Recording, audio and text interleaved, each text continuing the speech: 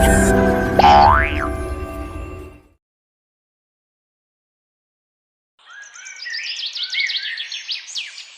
दिन की बात है।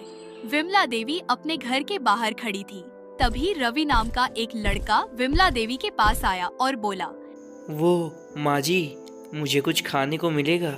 दरअसल मैं एक मजदूर हूँ और मुझे कुछ दिनों से कोई काम नहीं मिला है, इसलिए मैंने 3 दिन से कुछ नहीं खाया है।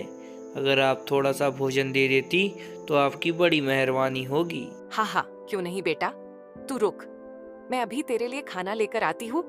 इतना कहकर विमला देवी घर के अंदर जाती है और एक टिफिन लेकर बाहर आती है। ये लो बेटा खाना, और तुम्हें जब भी भूख लगे तुम यहाँ बेझिझक आ सकते हो। मेरे घर के दरवाजे तुम्हारे लिए हमेशा खुले रहेंगे। माँ जी, आप सच में बहुत अच्छी हैं। आज मुझे मेरी मरी हुई माँ की याद आ गई। वो भी मुझे ऐसे ही खाना खिलाया करती थी। अच्छा माँ जी, अब मैं चलता हूँ। फिर रवि वहाँ से चला जाता है और विमला देवी भी घर के अंदर आ जाती है। लेकिन विमला देवी की हरकत को देखकर उसकी बहू जानवी उस पर खूब गुस्सा करती है। अरे ये क्या माँ जी, आपको तो पता है ना कि महंगाई कितनी बढ़ती जा रही है, और आप है कि भूखे नंगे को खाना खिला रखी है। जब बाहर जाकर 4 पैसे कमाएंगी तब समझ आएगा। सुन बहू, तेरी जानकारी के लिए बता दूं, मैंने ये खाना मेरे हिस्से का दिया है और ये मेरे बेटे का घर है, इसीलिए मुझसे नीची आवाज में बात किया कर। इतना सुनकर जानवी का दिमाग गर्म हो गया। शाम को जब जानवी का पति संतोष घर आया तो जानवी ने अपने पति से गुस्से में कहा, अजी आप अपनी माँ को समझा लीजिए। एक तो मुफ्त में लोगों को खाना बांट रही थी, जब मैंने बोला तो मुझे खरी खोटी सुनाने लगी। लगता है बुढ़ापे में माँ भी सठिया गई है। एक तो मैं रोज कड़ी मेहनत करता हूँ और वो है कि सबको मुफ्त का खाना बांट रही है। तुम रुको जानवी, मैं अभी माँ से बात करता हूँ। फिर संतोष गुस्से में अपने माँ विमला देवी के पास जाता है। ये क्या माँ, आप आखिर ऐसा कर क्यों रही हैं? बेटा लगता है बहू ने तेरे कान भर दिए हैं। बस करो माँ, जब से मेरा विवाह हुआ है तब से मैं आपकी शिकायतें सुन रहा हूँ, लेकिन बस अब बहुत हुआ। मुझसे अब ये सब बर्दाश्त नहीं होता। बेटा साफ साफ बोल, तू कहना क्या चाहता है? माँ, वैसे भी कुछ महीनों से मेरा काम ठीक से नहीं चल रहा है और महंगाई इतनी हो गई है कि मुझसे अब और नहीं झेला जाता। इसलिए अब मैं आपका खर्चा नहीं उठा सकता। आप अब वृद्धा आश्रम जाने की तैयारी कर लो।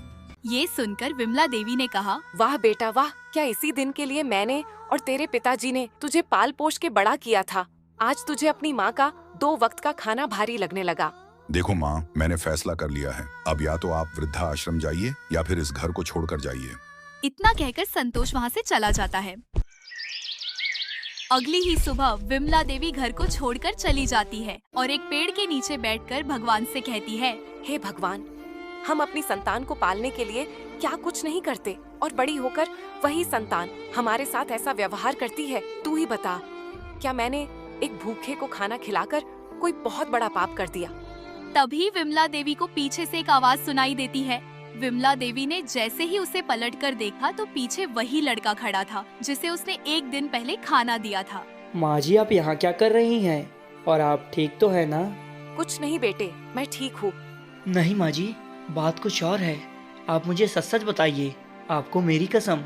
कसम की बात से विमला देवी ने उसे सारी बात बताई, जिसे सुन वो लड़का बोला, सच तो ये है कि जिनके पास माँ होती है उन्हें उनकी कदर नहीं होती।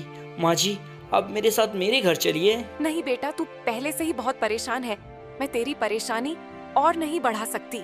माँ जी, मैं कल परेशान था पर आज नहीं। वैसे भी मैं अपने घर में अकेला रहता हूँ, मेरी कोई माँ नहीं है। अगर आप मेरे साथ मेरे घर में रहेंगी तो मुझे ऐसा लगेगा कि मैं अपने माँ के साथ रह रहा हूँ। ये सब बातें सुनकर विमला देवी की आंखें भर आई और वह रवि के साथ उसके घर पर आ गई। कुछ देर बाद वह लड़का बाजार से सब्जी और थोड़ा सा आटा घर ले आया और विमला देवी से कहा, माँ जी, कल मैंने आपके हाथ का दाल चावल खाया था तो उंगलियां चाट रहा था। आज मुझे फिर आपके हाथ के दाल चावल खाने हैं। फिर विमला देवी ने चूल्हे पर दाल चावल पकाया और रवि को दिया। भोजन करने के बाद रवि ने विमला देवी से कहा, माँ जी, आपने दाल चावल बहुत स्वादिष्ट बनाया था। मैं तो कहता हूँ आप कोई ढाबा खोल लीजिए, लोग उंगलियां चाटते रह जाएंगे आपके हाथ के दाल चावल खा के। अरे नहीं बेटा, ढाबा खोलने के लिए तो धन की जरूरत पड़ती है और मेरे पास तो एक फूटी कौड़ी भी नहीं है।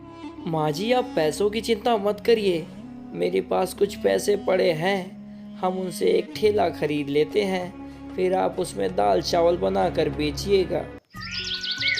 अगले दिन दोनों ने एक ठेला डाल लिया और दाल चावल बेचने लगे। कुछ ही देर में विमला देवी के ठेले पर काफी भीड़ लग गई। लोगों को विमला देवी के दाल चावल पसंद आने लगे और पहले ही दिन दोनों की अच्छी कमाई हुई। माँ जी, ये लीजिए आपकी पहली कमाई। अरे बेटा, इस सब का मैं क्या करूँगी, ये सब तू ही रख। मुझे तो खुशी इस बात की है कि मैंने अपना एक बेटा खोया तो उस ऊपर वाले ने तुझे बेटे के रूप में दे दिया। ऐसे ही कुछ महीने बीत गए। विमला देवी ने अब एक ढाबा खोल लिया और वह बहुत अमीर हो गई। एक दिन विमला देवी का बेटा संतोष और उसकी बहू जानवी पैसों की लालच में विमला देवी के पास आए और बोले, माँ, मुझसे बहुत बड़ी गलती हो गई, मुझे माफ कर दीजिए और हमारे साथ घर चलिए। हाँ माँ जी, हमें माफ कर दीजिए और घर चलिए। मैंने तुम दोनों को माफ कर दिया, लेकिन अब मैं तुम लोगों के साथ नहीं बल्कि मेरे बेटे रवि के साथ रहूंगी। इसीलिए तुम दोनों चुपचाप अपने घर लौट जाओ। फिर संतोष और जानवी दोनों शर्मिंदा होकर घर लौट जाते हैं और विमला देवी रवि के साथ खुशी खुशी रहने लगती है।